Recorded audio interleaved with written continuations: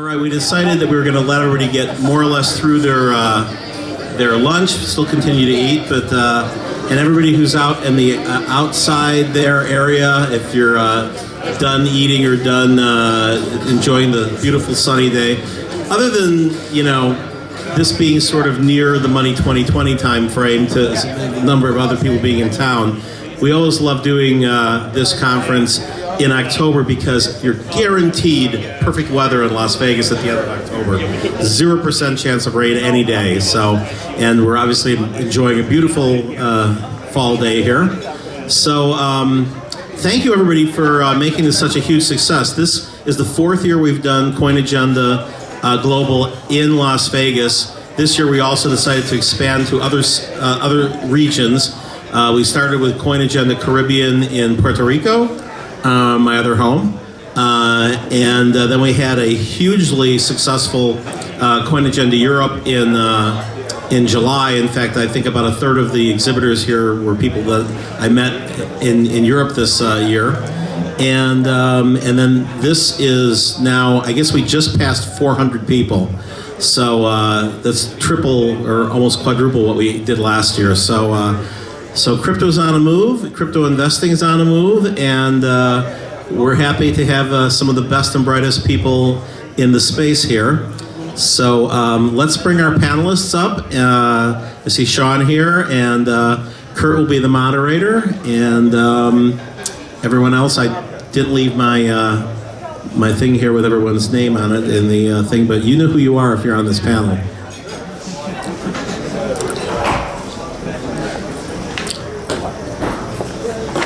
You have the thing there?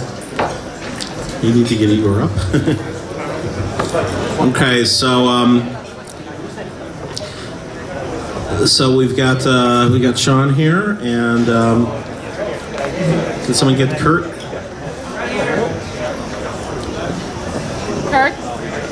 Kurt Kumar, are you in the room?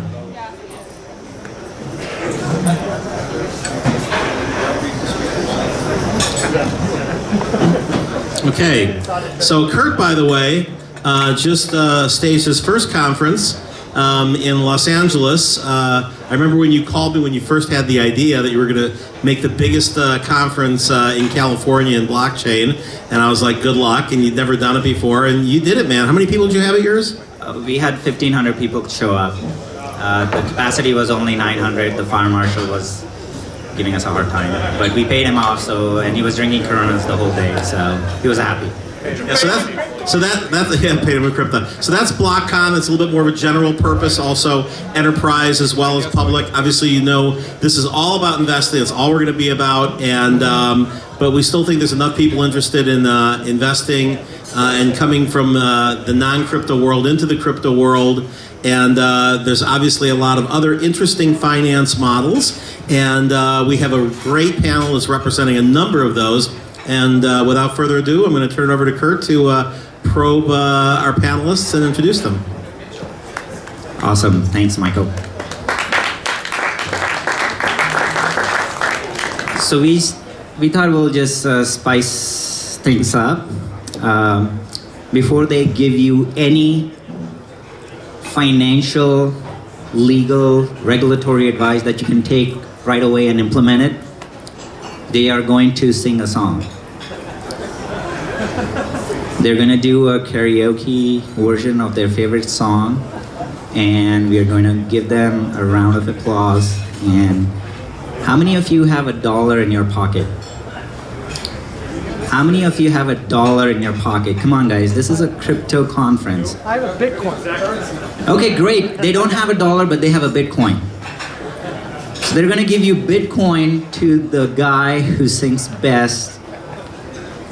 Yes? No? All right, so the first...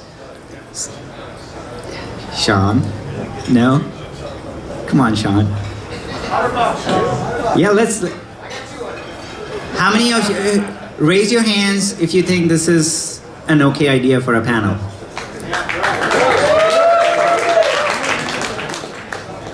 You know what? I'll go first. How about that? All right. So this is a song from an old Hindi movie. where the guy loves the girl, but the girl is married to another guy, and he's just singing. And I'll just sing it. I'll go first. How about that, Sean? Yeah.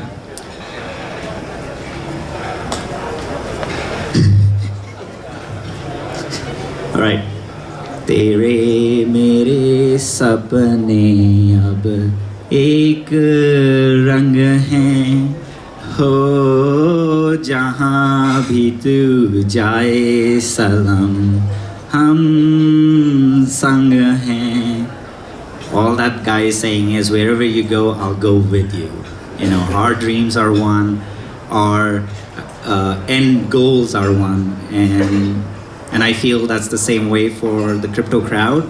All of us are here in the same goal, which is to get the community in, and all of us gets together and march towards the same beat. And I'll let Sean from Salt take the next stab at this. I definitely did not sign up for this. Let's see. When the moon hits your eye like a big pizza pie, that's the cryptos. Buy the dip, buy the dip, buy the dip, that's the cryptos.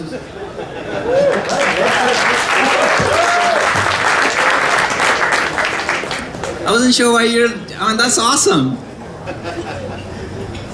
You're right. Now, I know you wanted Elton John, so should we actually play that one? You wanted like a background? No, I'm going to sing actually. That's what You're gonna sing it? I didn't know that I'm going to sing it, so. Okay. Hardy, whenever you're ready. It's the Don't Let the Sun Go Down by Elton John.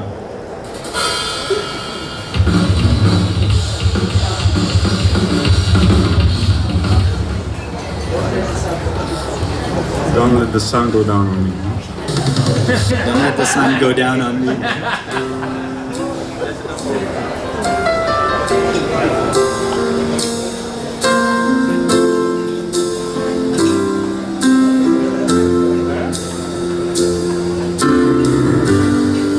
can't lie. No more of my dark.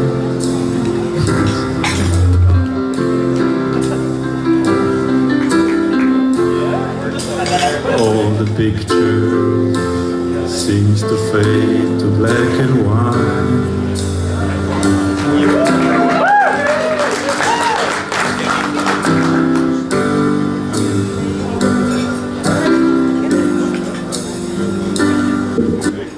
Thanks, Hardy.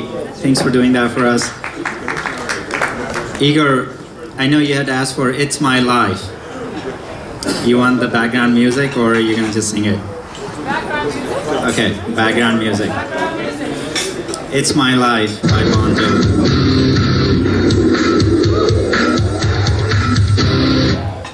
It's my life, it's now or never.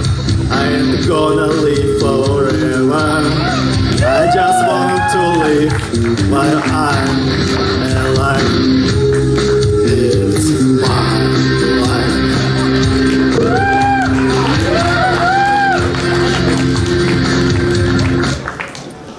Thanks, Igor. That was awesome.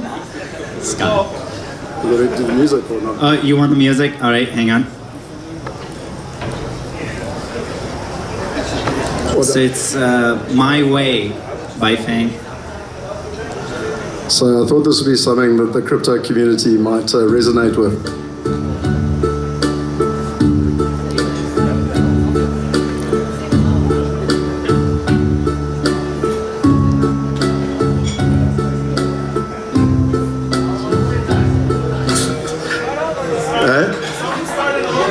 Okay, I'll just go. And now the end is near, and so I face the final curtain. My friend, I say it clear, I state my case, of which I'm certain. I lived a life that's full, I traveled each and every highway, and more, much more than this, I did it my way. Regrets, I have a few. I did what I had to do and saw it through. I planned each charted course each careful step along the byway, and more, much more than this, I did it my way. With crypto. Thanks, Scott. That was amazing. Thank you guys for participating. Next time we are on the panel, we'll do something different. All right, so let's get started. I'll give a couple of minutes to introduce. So, Sean, why don't you tell us what is SALT? What do you guys do, and why is it important? Sure. So SALT is secured automated lending technology, which we are focused on how to leverage blockchain technology in contracts. But specifically for a use case that everybody here would understand, it's secured lending or collateralized lending. So say, for example, you're going to do an ICO and you're going to have a bunch of cryptocurrency. You have options that right now of only to hold on to that or to sell. Those are your two options. We're opening up a credit market which allows for you to treat that as property. So for example, you can hold on to your Bitcoin or Ethereum, or soon to be what we think is the entire world on distributed ledgers. You can hold on to that and you can spend some cash. So it's a network that allows for investors or lenders to connect with borrowers in a traditional manner that would be considered securities-backed lending. There's lots of analogies you could use, whether it's lending against a car, a home, or anything else. But the idea is that you have collateral for protection in order to keep a contract safe and to keep both parties in that contract safe, and to protect usually the investors putting up the cash. So this is a new take on that involving credit. You know, that's a very basic V1. Right. Maybe we'll get some more time to go into maybe what we see in the future where that goes. But that's kind of a basic level that everybody should be able to understand what we're working on. So, just in real world, if I was Arthur and Kathleen from Tezos and I had 200 million, how would I have used SALT in that scenario, in that hypothetical scenario? That's a great question. So, for example, I think everybody here would probably agree that there's no way you're going to spend $200 million in a year in a startup. Yeah. So, for example, you could put all of that in safekeeping in a smart contract, multi-signature, make sure all of the custodians are in place and it's extremely secure, and you could borrow, say, $1 million. And then you could put benchmarks in place with that, and you could spend like a line of credit, and then maybe you need another $1 million, you start making payments on that. You don't necessarily need $200 million at once. And the other problem is that we can help you solve is if you're going to then have to deal with over-the-counter, you get all this crypto, then there's all these things to consider. Are we going to move the market? Are we going to tank things? Who am I dealing with? Is this a good use of funds? Then you're going to get a large wire that comes in your bank. You're going to have to say, well, what'd you do? I just sold a bunch of crypto. There's all these things that you don't really think about when you first kind of get a hold of a bunch of cryptocurrency that can be mitigated in a way. But the real big thing that I would say is the major thing is what's that $200 million going to be worth in 5 years? So why not just spend some cash, use it as property, and then in 5 years you're in a much better position. And is there a fee that SALT charges for this service? Yes. So we charge both the borrower and the lender. We've simplified the borrower's position into what would normally be origination, title, and everything goes along with kind of underwriting. We've basically denominated that into just access. So we call it membership, but really what that is it's a model where once you have access, depending on how much you need, it's a percentage of cost of money. So for example, if it's going to cost 2% historically for lending rates, that 2% just gets denominated into access, which an analogy here that everybody's probably familiar with is you need gas for Ethereum, but I think a more traditional one is more applicable. So say you need, Equilend is a company that is a securities-backed lending company that charges membership, but you can use any type of analogy of how that works, right. Whether it's a gym membership, a country club, NASDAQ seats, Bloomberg terminal, you name it. There's many, many, many scenarios in the world where you could tokenize access. On the other end, then it's a licensing fee and a subscription agreement between the investors who come into the fund and or our lenders themselves. So then there's a difference between whether or not we're charging them directly to use the technology or indirectly where they just want to pass it along to their customer base. Those are all kind of customized, whether it's API or more traditional. So you're on the crypto side of things. Who would your traditional counterparts be on the fiat or the physical side of the world? Just so that I understand, like...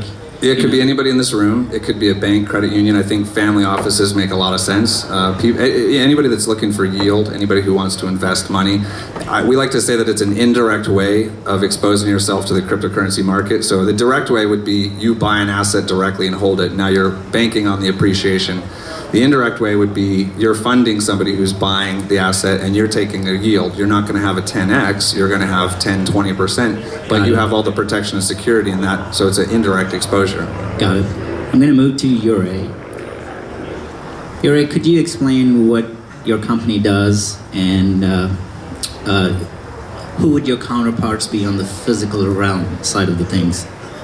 Yeah, so hi everybody. Actually, Hive, with Hive we would like to provide liquidity to the small businesses in a way that we basically buy the invoices. So it's factoring business, invoice financing business, which we would like to bring to basically small businesses, which traditionally they were outside of this type of financing. What this basically means is that if a John does a service of 1,000 euros for a company and due date is 90 days, we are able to give him money right away with a certain amount of a discount. So how we got the invoice is basically working with the ERPs, where small companies issue the invoice, and this invoice then basically goes to our blockchain, and we then basically create a credit scoring around this, put an offer out, and buy this invoice or not, so. And traditionally, why is blockchain suited for this? Where are you utilizing the blockchain feature for that? So the problem of factoring was basically it was only accessible to the big players because everything was still done manually via telephone, papers, etc. But putting this in the blockchain, we can automate the whole process. And via automatization, the ticket can go down to $500, $1,000. And here is where we think there's a big space for and a big need for this service. So if I am a small business owner and have, let's say, a project with Universal Studios for $300,000, I could actually come to you and get that. How much, sorry? $300,000. So I can actually come to your firm and get a line of credit? Well, not really. I mean, the ticket is too big. We're talking about $1,000, $2,000, $3 tickets. So it's a small ticket. Automatically, basically, it's a couple of minutes and you get the money. Right. So if it's only $1,000, where is the impact? I mean, are we talking about United States or are we talking about somebody in Africa or third world countries? Because $1,000 is a small amount. I'm trying to visualize, why would a small business owner go ask for a line of credit for just $1,000? Or is that something that happens all the time and I'm just naive?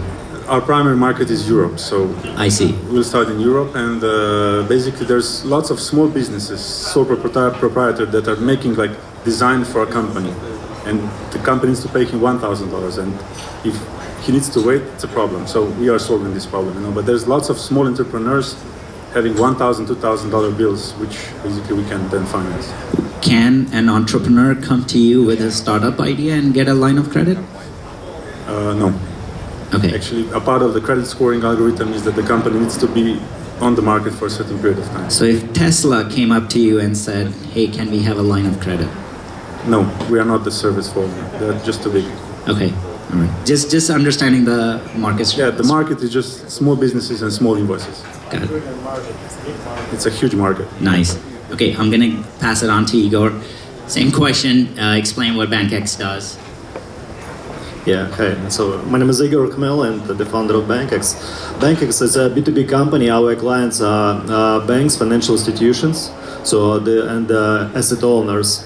And what we are building is a protocol for tokenization of their assets for asset owners and bringing new products to banks.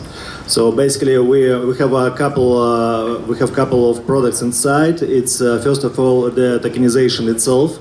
It works as bank as a service. So we're tokenizing using third-party providers and fintech. And the plan is to build a big foundation of fintech all over the world who are gonna provide this tokenization. It's mostly Internet of Things and artificial intelligence. And secondly, we're also working on custodian and custodians for financial institutional players like pension funds, like banks who need to open the limit against crypto exchanges, and they need this service in order to serve their clients. So we already have the clients all over the world. We have 2 clients in New York, we have have 2 clients in California. We are working on some very interesting assets right now. So, for instance, in LA, we are working on the movie asset. We are setting up the infrastructure for the guys from Hollywood who wants to create the platform for equity fundraising, funding of the movies. Then in Hong Kong, we are working for the structured finance group of one of the biggest bank there. And these guys, they want to create mezzanine financing for the people who take a mortgage real estate. So for instance, if you took a mortgage and you buy the apartment, then your money is locked. So we do tokenization of these apartments, and then you will be able to trade these tokens in the secondary markets. So we have, in New York, we have the clients who are venture capital funds, and they want to tokenize the late stage portfolio that is not liquid for early stage investors. So investors can exit to liquidity at some point. So we simplify things that are very slow and very difficult right now. Are you in some way heavily regulated or not that heavily regulated? How's the scenario right now for BankEx? Yeah, we are ourselves, of course, regulated, and the core market for us is US. So we are SEC compliant here, and our token is utility token, but we are dealing, of course, with security tokens as well. So we are dealing with tokens in 2 modes. Part of the mode, half of tokens are utility tokens, but big part is security token as well. For security tokens, it pretty much works as a whitelist for regular ICOs. We have whitelist investors who get access to the markets, and that's why we offer this product OTC white label for the banks. So we want banks to run these exchanges, not us, because these guys will make sure that they have all the regulation in place.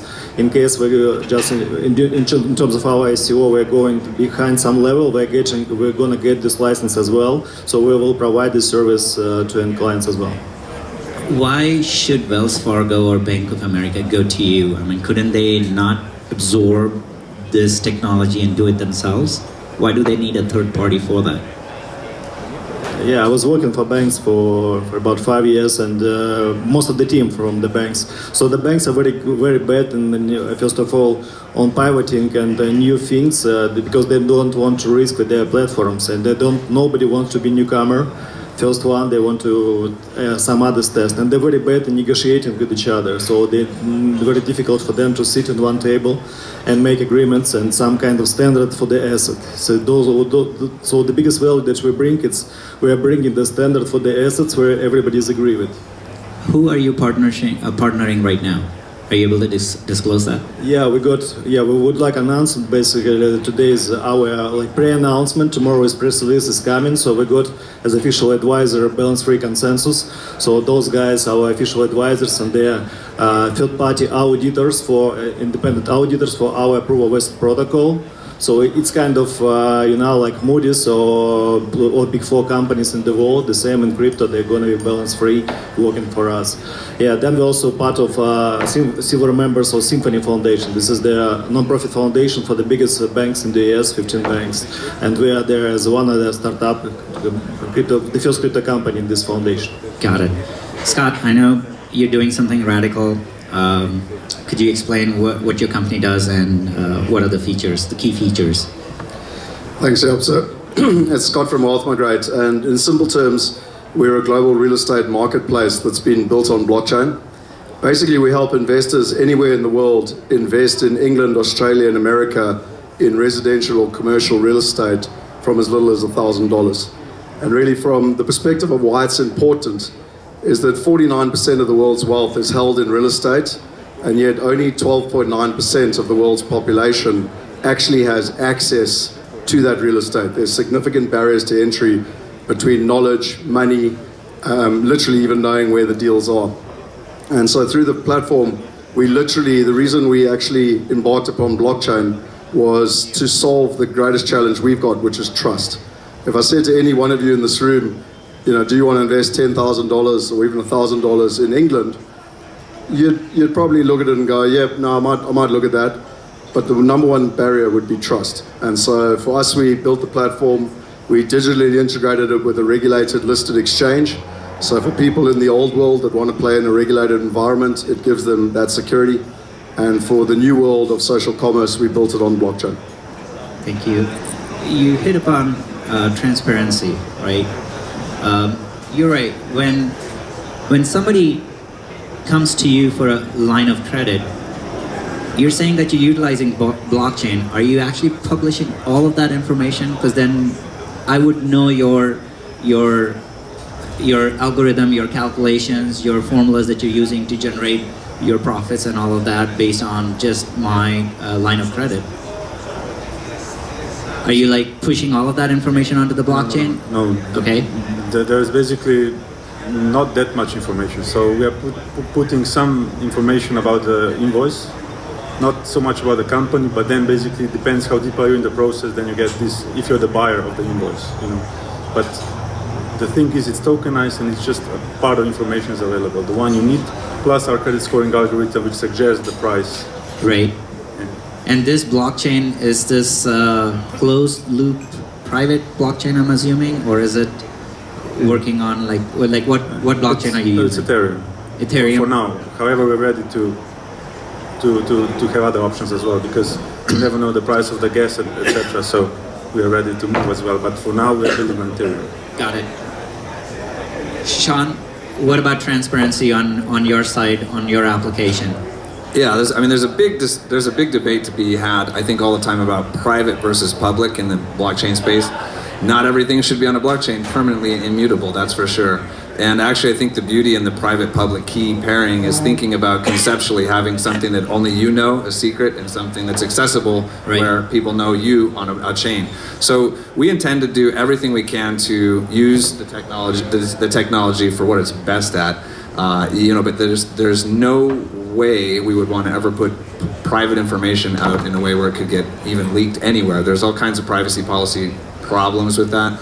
There's business logic problems with that. There's a lot of different problems with that. However, on the positive side, one of the things we see being so impactful in the financial markets at large is this transparency in what's going on. So triple accounting ledger, that's another way of talking about the Volcker rule. But a way that I would say that is, if you think back in 2008, everybody knows the stories now, whether it's because you've watched movies or you've heard about it. There was a lot of economic problems, and a lot of those problems came from lack of transparency and accounting for things multiple times when they shouldn't have been, right? Blockchain actually solves both of those when used correct. So we intend to do everything we can to have instruments that are issued be publicly available so the data can be seen, whether it's just how much Bitcoin is being collateralized, how many securities are on trade, how many loans are being transacted, how many people are getting in, getting out. All of that stuff is really important for the market to be efficient. And I really believe that blockchains can help with the markets being much more efficient than anything we've seen before. So that's a distinct line between what a market should know and what a market should not know. So we would push everything out that we think is market related. Anything that's privacy related or business related, we wouldn't touch. Right, but how do you reconcile the thought process that you're the one who's making that decision, right? Versus the crowd making the decision that, hey, this can be public versus this should be private. Well, anybody that's involved in the space knows that you can't do anything without everybody talking about it. There's more transparency than I think public companies get. So there's a feedback loop, which is very healthy some of the times and also very distracting other times. And you just listen. If you just listen to what the crowd says, they're most likely going to be right, but they're not always going to be right. So, if you think about, if you had 5 people in a room and you're trying to get advice about it, and the advice is medical information advice, I need to know about what I should do with my heart situation, and one guy's a doctor and the other 3 are sports fans, you have to take into perspective who should be having an opinion and who should not be having an opinion, right? So I don't think there's anything to reconcile. I think it's just simply what businesses have to do to survive versus what markets do naturally and how they calibrate themselves based off of the need, supply and demand. And all the participants in that are going to play a role. Right. Igor, what do you think about the supply and demand from your standpoint? Are you seeing a huge influx of demand from the banks for the platform that you're looking at or you're building? I see. First of all, I see the huge demand coming from non-liquid assets. So, if you think about the whole asset world and globally, it's only probably a small percentage of them are liquid, and most of them are not so liquid. Even in this room, when they're here, it's required in demand, but then it will be empty, probably for another 1 day or so. So And there is many examples. There is many classes of commodities that are not liquid. Brent is traded in futures, and then lithium is not. Then there is a lot of real estate that is the people used to spend money on for real estate, but then this money doesn't work. And the people, like when they're in trouble, they make in distress sell and the panic sell. So there is a lot of demand is coming from these people, and we are meeting with those people in many countries, and they basically driving the market. And then after that, there is from financial providers, for instance, OTC brokers. So they see that they're dealing like 150 deals per year, and with our technology, they can do 150 deals per day. So it's this is the big deal breaker and deal changer for them. Yeah, and finally, financial organizations right now, they're mostly concentrating on the question of cost cutting. So they're thinking if they can save money on that. They are unfortunately a little bit in the box, and they cannot think about the new opportunities, the new businesses they can make. But I'm sure they will come in. So as soon as they will see that hedge funds are there and they're making money without the banks, so the banks will go there as well. Are you seeing traction from third world? Where? From third world countries, banks in the third world countries to use your platform? Yeah, we have a lot of traction back to Russia. So it's where we started as FinTech Innovation Lab. So we have more than 10 banks. They're using the couple solutions. The major one, it's decentralized KYC. So it's when the third-party providers give KYC. And we have interest from structured products in Hong Kong. We have some US a little bit slower, but it's coming. In the UK, it's driven by regulator. Regulator is moving banks in this direction. Would you say third world countries are more favorable to this than the United States? In your opinion, of course. So it's in the US, it's more like based on the solution or the decision of the banks. So major banks who compete with on that, it's JP Morgan, Goldman Sachs, obviously, and they drive the innovation here, and I believe the competition will cause the real change. While in Europe, it's mostly driven by regulator. It's the central banks is those who really wants to change something. I believe the competition driven by industry is more healthy than competition driven by regulation. Got it. I know we're going to be closing in a few minutes. Do you guys have any questions? And if you do, you can come up here and we'll give you the mic. I'm going to now ask just in general, do you guys believe KYC is important for a transaction? Yeah, one of the biggest things you have in America is that people are concerned around KYC and AML. So who's the client and where's the source of funds coming from? You know, from our perspective, where there's millions, tens of millions of dollars moving from basically emerging economies into first world economies, it's very important to know the KYC and the AML. Why? Well, the bottom line is that you don't want to ever be involved in money laundering. And a lot of people are concerned around the 0.1% that are involved in the money laundering, but there's billions and billions of dollars of people in the emerging world that are just wealthy, successful people that want to get their money into the first world and get it into a protected environment. And there's no reason why they can't be KYC'd, have their source of funds AML'd, and they can legally invest safely and simply in the first world. Ironically, at the moment, there's absolutely no solution for them to do it. It's full of hassle. You're for KYC? You have to be. Okay. Certainly not with the old archaic structures. It's one of the biggest bottlenecks we've got. But you do have to make sure that there's some sort of environment. Otherwise, it wouldn't be any different to terrorist activity, etc. Igor, how about you? Are you for KYC? Yeah, I'm also pro KYC because I'm pro-institutional, and I'm not anarchist. I'm more pro-institutional blockchain. That's why I'm for KYC, because this saves, keep the system more reliable, and finally it's decrease the cost of the operations. You're right. Are you for KYC? I think it's important, because the money is the fuel that drives good things, but drives bad things as well. So we need to know who's fueling that. Got it. Sean? I think the question is a good question, but it's lacking in some of it, so I just want to elaborate a little bit. There's a negative to the way KYC works currently right now, and that is Every single one of us is out there trying to use a service provider or do it ourselves in collecting a bunch of really sensitive information, which can be very bad for you if you happen to leak that out. Say, for example, Equifax, everybody knows this now. That's horrible that half of the Americans all had their information compromised, right?